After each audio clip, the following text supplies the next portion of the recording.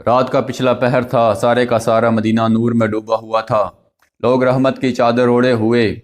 سو رہے تھے کہ ادھر گلیوں میں حضرت سیدنا بلال حبشی رضی اللہ تعالیٰ عنہ کی آواز بلند ہوئی، اے مدینے کے نوجوانوں، اے مدینے کی ماؤں، ایک بار پھر شجر اسلام کی آبجاری کے لیے خون کی ضرورت ہے۔ ایک بار پھر عالم اسلام کو کفار نے للکارا ہے، اس لیے تمام مائیں اپنے نوجوان بیٹوں کو جنت کا دولہا بنا کر صبح نماز فجر کے بعد بارگاہ رسالت میں حاضر ہو جائیں۔ حضرت سیدنا بلال حبشی رضی اللہ تعالیٰ عنہ کا یہ اعلان سن کر مدینے میں ایک خاتون اپنے 6 سالہ بچے کو اپنے پہلو میں لٹائے سو رہی تھی کہ حضرت سیدنا بلال حبشی رضی اللہ تعالیٰ عنہ کا یہ اعلان سن کر اٹھ بیٹھی۔ ان کے دل کا درد ہرا ہو گیا،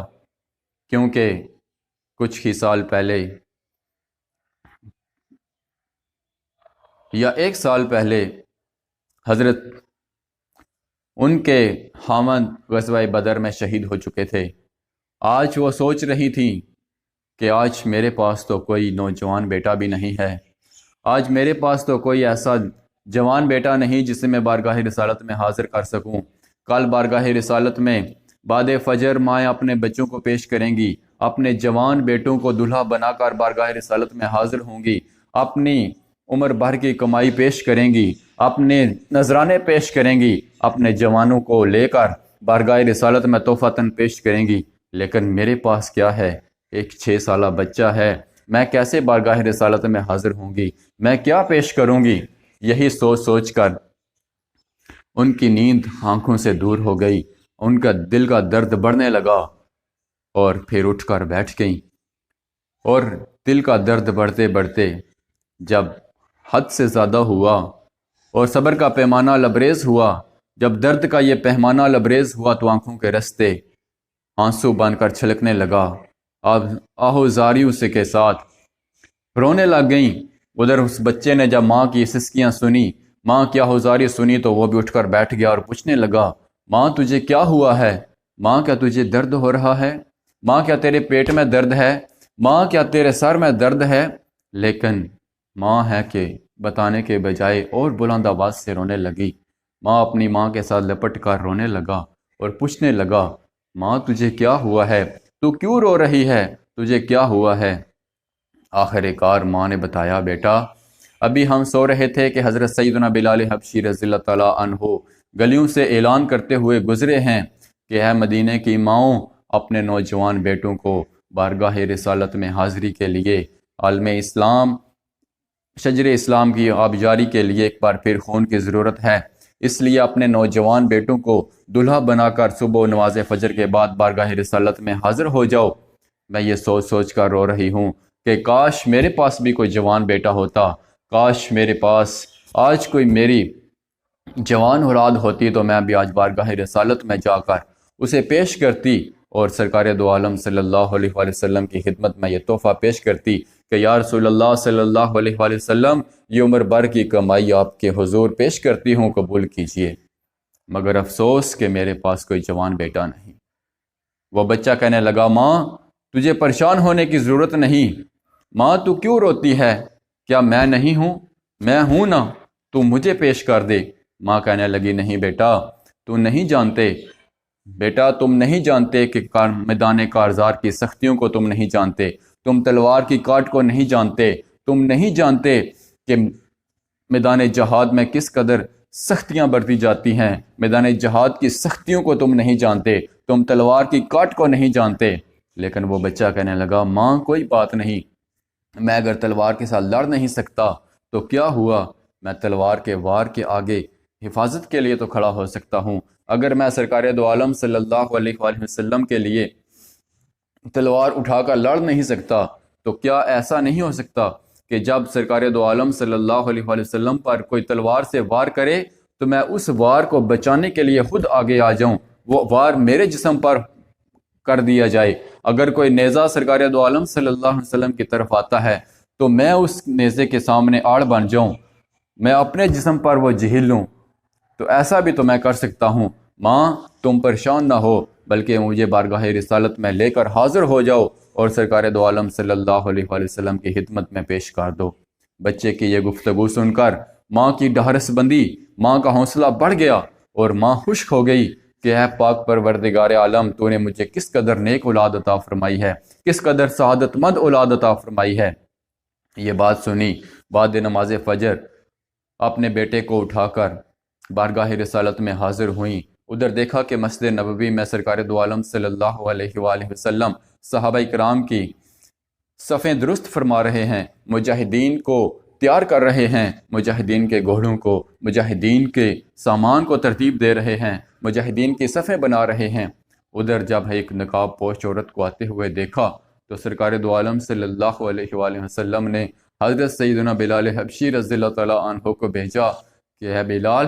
جاؤ اس خاتون سے پوچھو کہ کیا کام ہے۔ حضرت سیدنا بلال حبشی رضی اللہ تعالیٰ عنہ اس خاتون کے پاس گئے اور جا کر کہا، آنے کی وجہ پوچھی تو اس خاتون نے کہا کہ یا سیدی، آج رات جب آپ اعلان کرتے ہوئے میرے مکان کے پاس سے گزرے تو میں نے آپ کا اعلان سن کر اٹھ بیٹھی۔ میں نے دیکھا، میں نے سوچا کہ میرے پاس تو کوئی ایسی اولاد نہیں، میرے پاس کوئی جوان بیٹا نہیں جسے میں بارگاہ رسالت میں تحفتاً پیش کر سکوں، جسے میں لے کر آؤں، لیکن یہ میرے پاس 6 سالہ بچہ ہے۔ یہ بارگاہ رسالت میں حاضر کرنے کے لیے آئی ہوں کہ یا رسول اللہ صلی اللہ علیہ وآلہ وسلم، میری عمر بھر کی کمائی یہی ہے، آپ اسے قبول فرما لیجئے۔ حضرت سیدنا بلال حبشی رضی اللہ تعالیٰ عنہ اس بچے کو لے کر بارگاہ رسالت میں حاضر ہوئے تو سرکار دو عالم صلی اللہ علیہ وآلہ وسلم نے ارشاد فرمایا کہ نہیں، ہم بچوں کو لے کر میدان جہاد میں نہیں جاتے،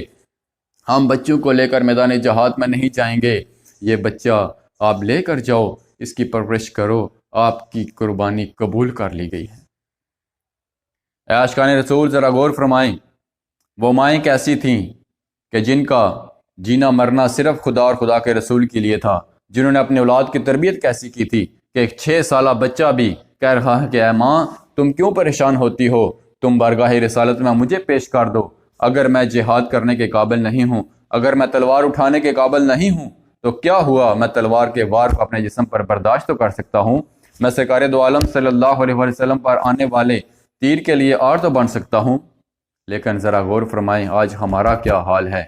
آج ہم بھی مسلمان ہیں، ہم بھی عشق رسول صلی اللہ علیہ وآلہ وسلم کے دعوے کرتے ہیں، آج ہم بھی دعویٰ کرتے ہیں کہ غلام ہیں، غلام ہیں، غلامی رسول میں موت بھی قبول ہے، مگر افسوس کہ آج ہمیں اپنی نمازوں کا بھی ہوش نہیں ہے، افسوس کہ ہمیں سنت رسول صلی اللہ علیہ وآلہ وسلم پر عمل کرنے کا ٹائم نہیں ہے، آج ہمارے پاس مسجد جانے کا وقت نہیں ہے، آج ہمارے پاس علم دین حاصل کرنے کا وقت نہیں ہے، آج ہمیں راہ خدا میں سفر کرنے کے لیے وقت نہیں ہے۔ اگر وقت ہے تو کھیل کود کے لیے ہمارے پاس وقت ہے، فلمیں ڈرامے دیکھنے کے لیے ہمارے پاس وقت ہے،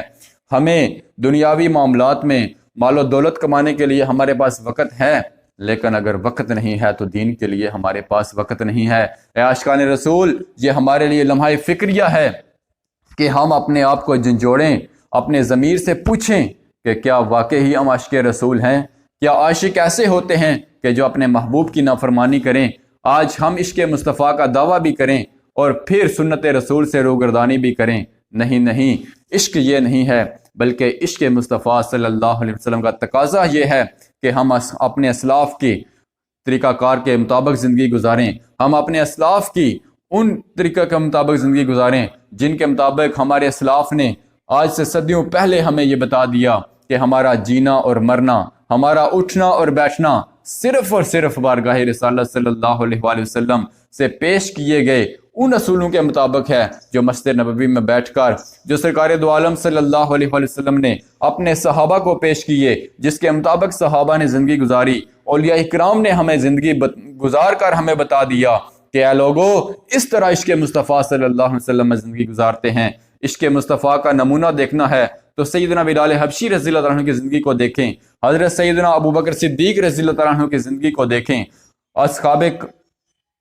اصحاب اکرام علیہم رضوان کی زندگی کو دیکھیں، آج اولیاء اکرام کی زندگی کو دیکھیں۔ ان لوگوں نے بتایا کہ عشق کیا ہوتا ہے اور عشق مصطفیٰ صلی اللہ علیہ وسلم کی حقیقی صورت کیا ہے، مگر افسوس کہ ہم صرف نام کے عاشق ہیں، ہمارے اندر کوئی ایسی خوبی نہیں پائی جاتی، ہمارے عمل کے ساتھ ہمارے کردار کے ساتھ، ہماری صورت کے ساتھ، ہمارے اٹھنے بیٹھنا، ہمارے معاملات زندگی میں کہیں بھی ظاہر نہیں ہوتا کہ ہم عاشق رسول ہیں۔ عاشق رسول ہو تو پھر اس کا اٹھنا بیٹھنا اور جینا مرنا صرف اور صرف اللہ اور اللہ کے رسول صلی اللہ علیہ وآلہ وسلم کے لیے ہوتا ہے۔ اے عاشقان رسول، آپ کو دعوت دوں گا کہ آئیے ہم اپنے اسلاف کی زندگی کے ان اوراق کو پڑھیں،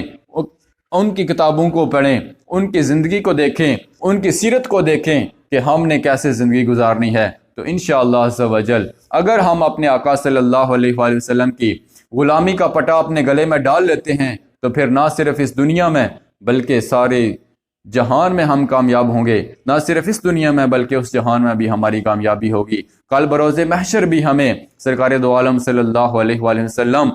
غلاموں میں شمار فرمائیں گے اور ہماری شفاعت فرمائیں گے۔